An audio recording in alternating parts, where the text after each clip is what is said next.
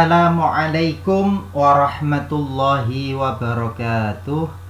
Anak-anakku, siswa-siswi kelas 6 UPT SD Negeri 76 Gresik yang Bapak cintai. Syukur alhamdulillah pada pagi hari yang cerah ini kita masih diberikan oleh Allah Subhanahu wa taala kesehatan, kesempatan untuk selalu menuntut ilmu, ya. Kedua kalinya sholawat serta salam mudah-mudahan tetap tercurah kepada junjungan kita Nabi Agung Muhammad Sallallahu Alaihi Wasallam. Anak-anakku yang Bapak cintai, pada pagi hari ini sebelum kita memulai pelajaran, mari kita awali dengan berdoa terlebih dahulu. Raditu billahi rabba wa bil islami dina wa bi Muhammadin nabiyya wa rasulah. Rabbi zidni ilma warzuqni fahma, amin ya rabbal alamin. Pada pagi hari ini anak-anakku sekalian, kita akan membahas subtema yang kedua, yaitu hewan sahabatku, pembelajaran yang pertama. Jadi kemarin kita sudah menyelesaikan untuk yang subtema yang pertama, ya, subtema yang pertama. Sekarang kita beralih ke subtema yang kedua, yaitu hewan sahabatku. Pada subtema yang kedua ini nanti kita akan belajar tentang hewan-hewan yang ada di negara Asia Tenggara, ya. Kemudian bagaimana cara hewan itu berkembang biak, ya. Jadi di sini ada pertanyaan, ya. Apakah kamu penyayang terhadap hewan? Nah, jawabannya tentu, ya. Anak-anakku sekalian, kita harus sayang terhadap hewan, ya. Apa saja manfaat yang diperoleh manusia dari hewan? Nah, nanti akan kita bahas, ya. Yang diperoleh manusia dari hewan itu apa saja nanti, ya. Manfaat apa saja yang diperoleh manusia dari hewan itu, nah, nanti akan kita pelajari, ya. Dan bagaimana cara hewan berkembang biak. Oke, sudah siap anak-anakku untuk belajar pada pagi hari ini? Ya, kita mulai, ya. Jadi ini ada gajah putih. Ini di sini yang pertama ini, ya, hewan-hewan yang ada di negara Asia Tenggara, ya. Di sini ada gajah putih. Gajah putih itu dianggap suci oleh beberapa negara di Asia Tenggara, seperti Myanmar, Kamboja, dan Thailand, ya. Ini gajah putih ada di Myanmar, Kamboja, dan Thailand, ya. Ada gajah putih, ya. Kemudian di Indonesia ini memiliki laut yang sangat luas, ya. Nah, luas lautan Indonesia itu hampir mencapai 5,8 juta kilometer, ya, persegi, ya.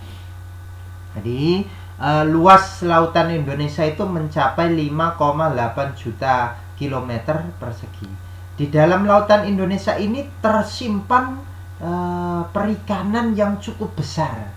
Salah satunya adalah ikan tuna.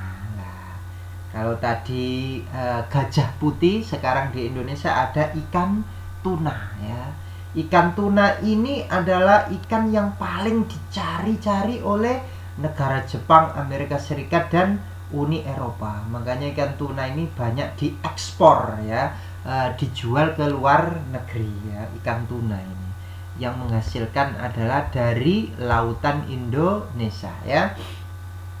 Kemudian ada di negara tetangga kita itu burung, namanya adalah burung takur, ya, burung takur dahan, ya, burung takur dahan hidup di Malaysia. Jadi burung takur dahan ini hidupnya ada di Malaysia, ya.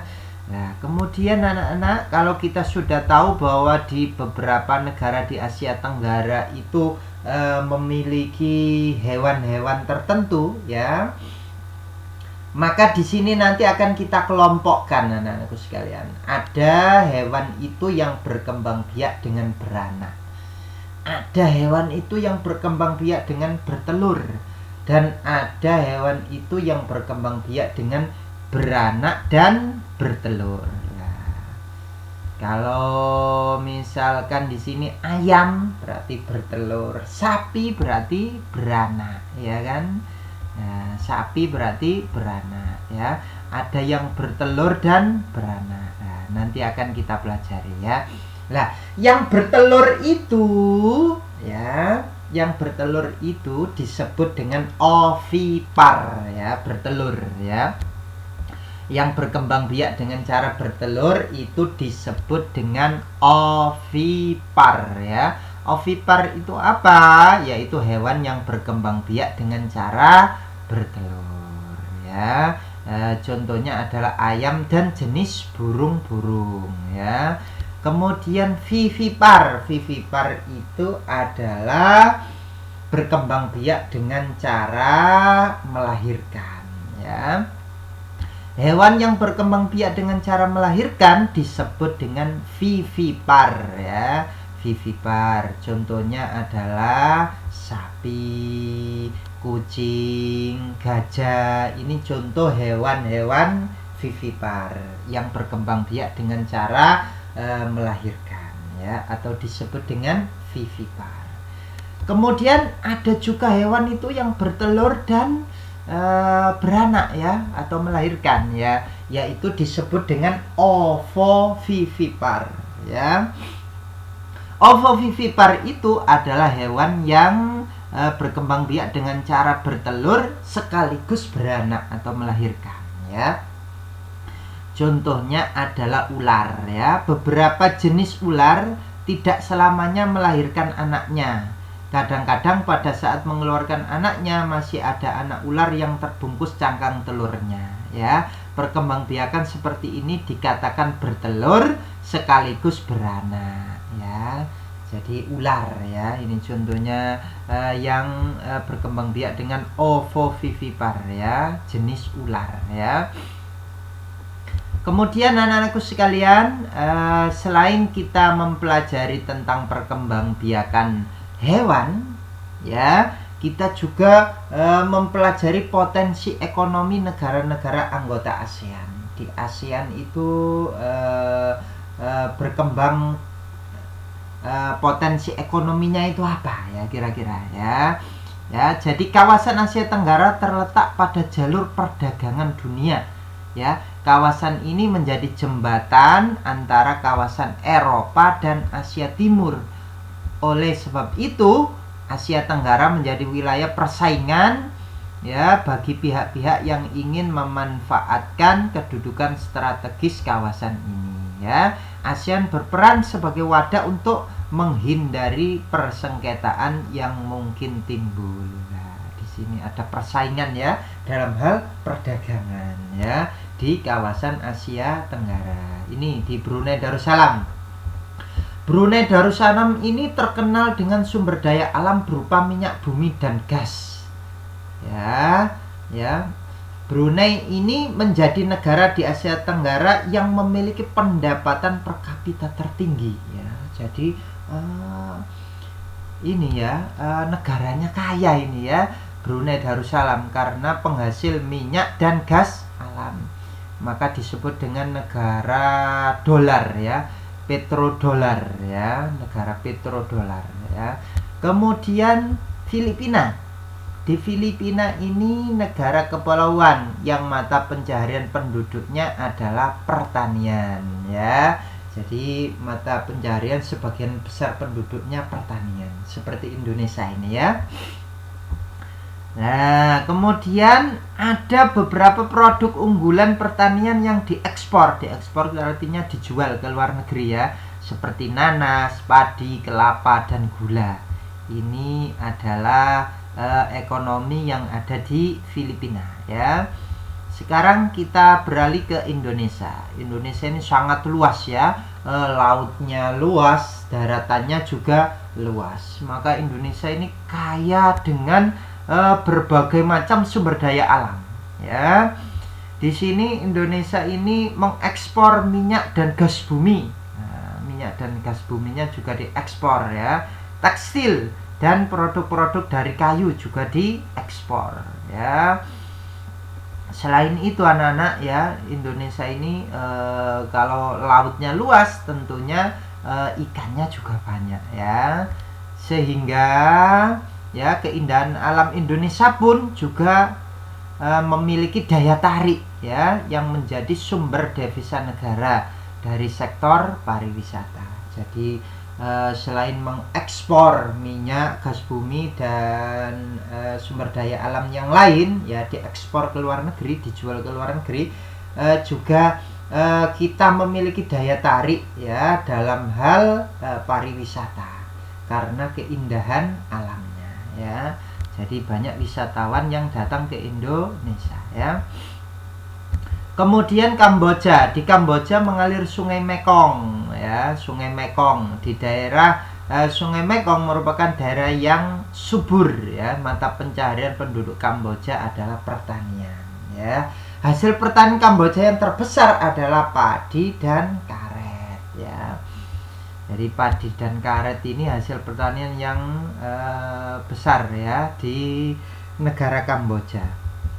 Sekarang kita ke Laos. Laos ini bertetangga dengan Kamboja ya. Negara ini juga sama-sama dialiri Sungai Mekong. Jadi Kamboja juga dialiri Sungai Mekong, kemudian Laos juga dialiri Sungai Mekong.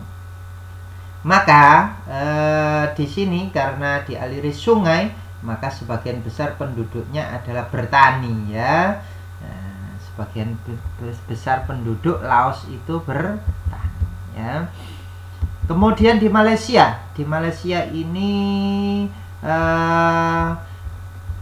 kegiatan ekonominya adalah di bidang pertanian, pertambangan dan perindustrian ya. Perdagangan internasional merupakan salah satu kegiatan ekonomi Malaysia yang mengalami pertumbuhan tercepat ya.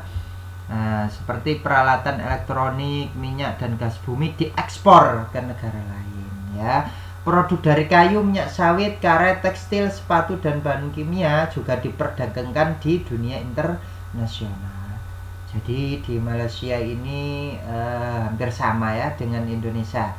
Dia juga mengekspor minyak bumi dan gas bumi ya.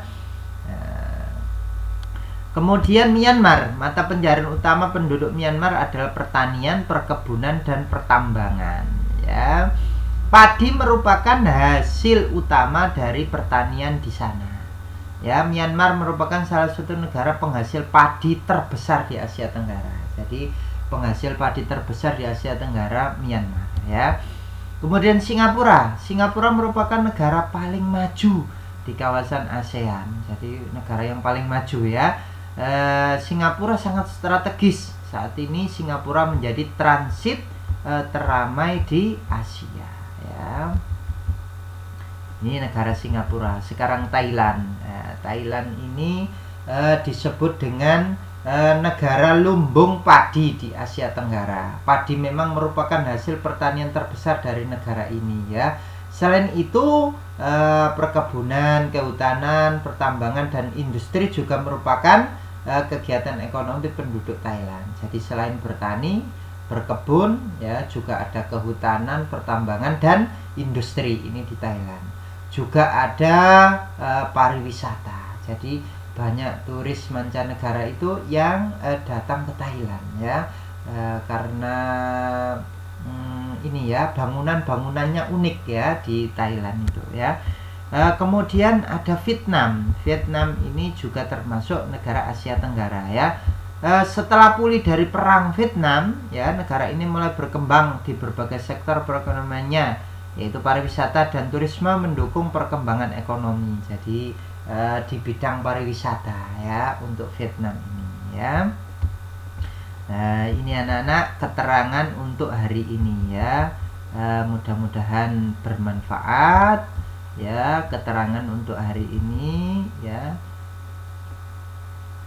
Silakan dibaca kembali untuk buku tema 1 ya, halaman ke-70 ya. Di situ ada keterangannya ya. Wallahu a'lam. Wassalamualaikum warahmatullahi wabarakatuh.